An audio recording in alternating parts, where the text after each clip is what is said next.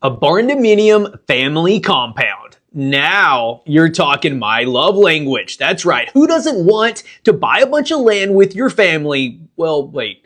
That's assuming you like your family. But if you do, then who doesn't want to buy a bunch of land with their family and build a whole bunch of barndominiums on it? Oh, that sounds so nice, doesn't it?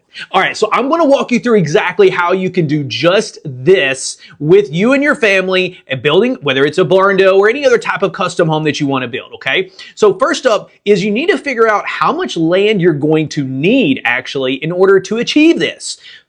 First step is to call the county. You need to find out what the minimum amount of acreage is without it having to go through a minor plat subdivision. Some areas, some states require this, and what that means is, for example, here in Tennessee, right? I do loans all over the country, but here in Tennessee, if it's less than 5 acres, it require additional steps. You have to get a different type of survey. It costs way more. And so a lot of times it's better to buy more acreage and survey that larger piece of land for each family member, okay? For example, here in Tennessee, it's 5 acres, okay? Above 5 acres, you don't have to go through this minor plat subdivision, okay? So what that means is, like, if it's less than 5 acre tract, then you essentially have to get a different survey and it has to go through a board with the county and all this stuff. And essentially, it's like you're creating your own subdivision. But if as long as it's 5 acres or more, you don't have to do that. So you need to identify in your county if this is something that's required. If not, great. That's even better, okay? But that's the first thing, okay? How many people are going to build? How many different acreage sites do you need in order for each person to be able to build their barndominium or any other type of home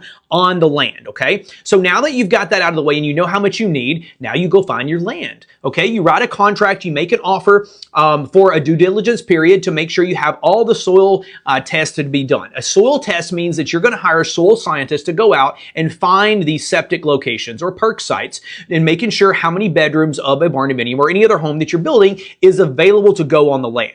So you're going to hire them out. Let's just say you're building 3 homes on the land. You're going to say, hey, soil scientist, I need you to go out and find me 3 different soil sites for 3 different 3-bedroom homes or whatever you're trying to find, okay? They'll go out, they will do their testing and give you a report back, okay? Assuming that all that works out, you would continue with your land.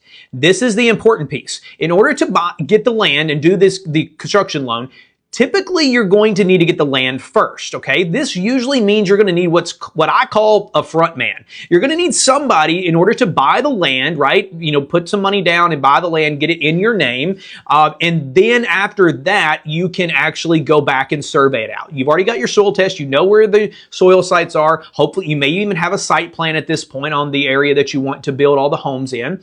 And then you will, at this point, get your loan in place, your land loan. Typically, they're going to need 20% down. You get your land loan in place, and then after you've got your land